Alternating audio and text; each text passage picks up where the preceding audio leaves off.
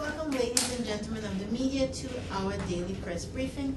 I'm Sharon Lee Asang, I'm the Director of Public Affairs, Trinidad and Tobago Police Service, and I will now turn you over immediately to Ms. ASP Joanne Archie, who will read our briefing. Thank you. Thank you, ma'am. We will start with an exercise conducted in the Northern Division. A warrant exercise was conducted throughout the Northern Division between the hours of 10 p.m. on the 30th 9/11 and 6 a.m. on the 1/10/11.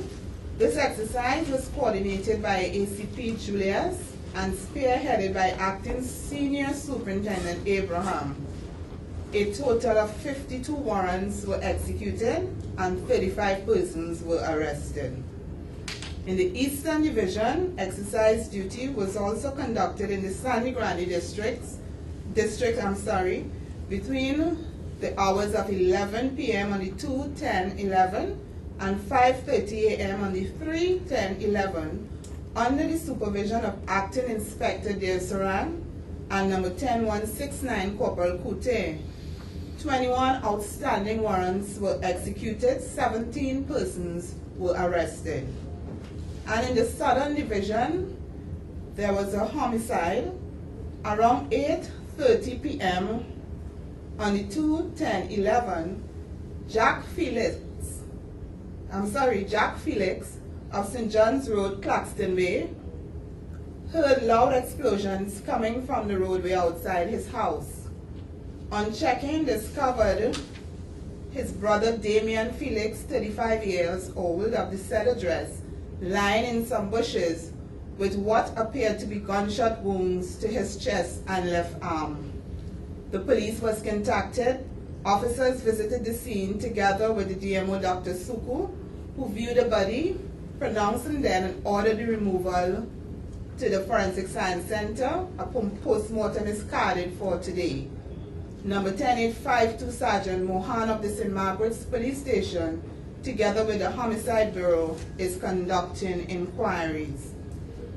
And with an update with respect to a report of a 10-month-old baby who was allegedly sexually molested on the 30th 9/11. Further inquiries were conducted by WP Corporal Cooper of the Port of Spain CID. The baby was examined by 2 doctors at the Eric Williams Medical Sciences Complex on the 30th 10/11. The examination revealed that there were no signs of sexual molestation. And with respect to our statistics, for the past 24 hours between 8 a.m. on October the 2nd to 8 a.m. on October the 3rd, the total number of persons arrested, 58. Drug offenses, 7. Breach of curfew, 3. Serious offenses, 12. Outstanding warrants, 31. Traffic offenses, 5. Fixed penalty notices, 57. And from the summary for August the 21st to October the 3rd, 2011, total arrested 3,720, drug offenses 696, other offenses 191, serious offenses 735, homicide investigations 57, breach of curfew 210, inquiries 394, traffic offenses 773, ammunition 12,418 and 29 magazines, firearms seized 120, outstanding warrants 988.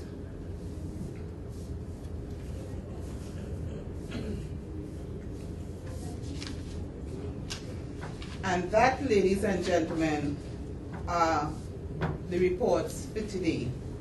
Thank you very much. Now open the floor for any questions that you may have.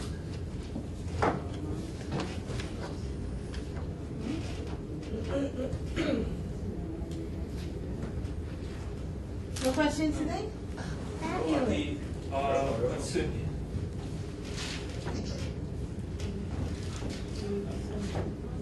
Yes, good morning. Yes, sir. Yes, could you just give us a bit more details re the allegations concerning the 10-month-old baby? Said inquiries were conducted and no signs of sexual molestation, but can you just give us a bit more details on that, please? Details on the report itself or the medical? The report and medical, if possible, please. Well, I don't have the report here with me today because it was highlighted, but I don't have that report with me today. Some citizens are coming to the conclusion that the entire SOE and curfew is losing steam,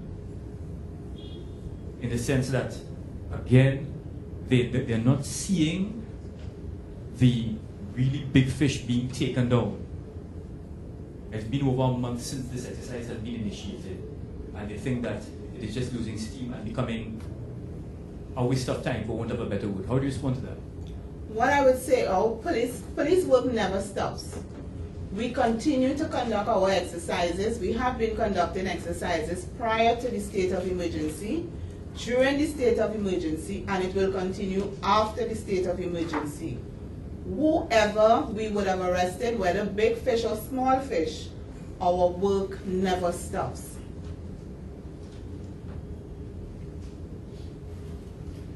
Any headway on the diesel find on the sit-ups? My information is the Custom and Excise Department are continuing inquiries into that, and until such time that they would have called in the police for assistance, they are continuing inquiries. Miss, can you give us an update? Can you give us an update re the claims made by the Mirror newspaper, and I brought it up, was it last week or week before, about the Jamaican drug ring connected to the Point Lisa's drug bust? Can you give us an update on that, please? No, the investigations are still continuing, and we do not have an update at this time. And also, last week it was reported in, I believe, the Express, claims of police brutality against a mother and daughter by police officers during the SOE. Can you give us an update on that, please? We would have advised persons who believe that they may have been victims of excessive force by police officers. We advise persons to have those reports made at any police station or the police complaints authority. So I am not sure whether the report was in fact made, and whether, well, of course, if the report was made. But citizens, when it comes to these sort of sensitive issues, citizens tend to be very apprehensive, in some cases downright scared and intimidated, to make a report against a police officer or police officers who allegedly might have physically abused them in some way. So it'd be difficult for them to actually want to go inside a police station to face another uniformed police officer to make such a report, because they don't know who's who. How do you respond to that, ma'am? Well, I would want to take this opportunity to assure members of the public who believe they are victims of excessive use of force by the police that once your report is made, it will be thoroughly investigated and they have nothing to fear. If for some reason, as you are saying, that they are afraid to go to the police, we have the Police Complaints Authority where they can go and lodge their complaints, and I assure them it will be thoroughly investigated. Good morning. How has the state of emergency helped develop the police service? I know originally it would have been to capture, the big fish and, drug dealers. But in particular, I've seen it being used to tackle, people breaking seat belts and these minor, what I consider minor laws. I don't think, why would you call a state of emergency to, hold a roadblock in that of any night in particular?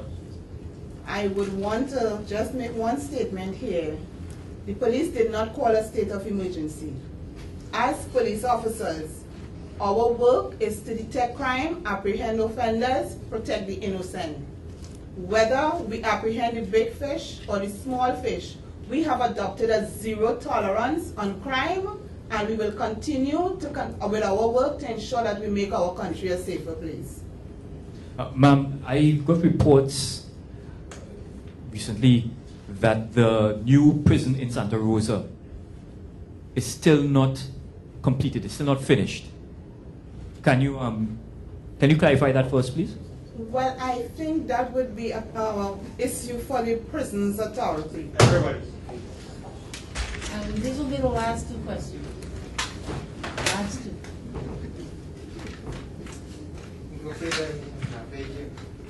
Yeah? Thank you, ladies and gentlemen, for attending our conference this morning. Don't worry, copies will be made available to you before 12. So those of you who arrived late, fear not. We have an audiovisual department that will give you a copy of the event so that you would have it for your records and you'll be able to develop your news stories from that. Thank you once again for attending and see you tomorrow at 11.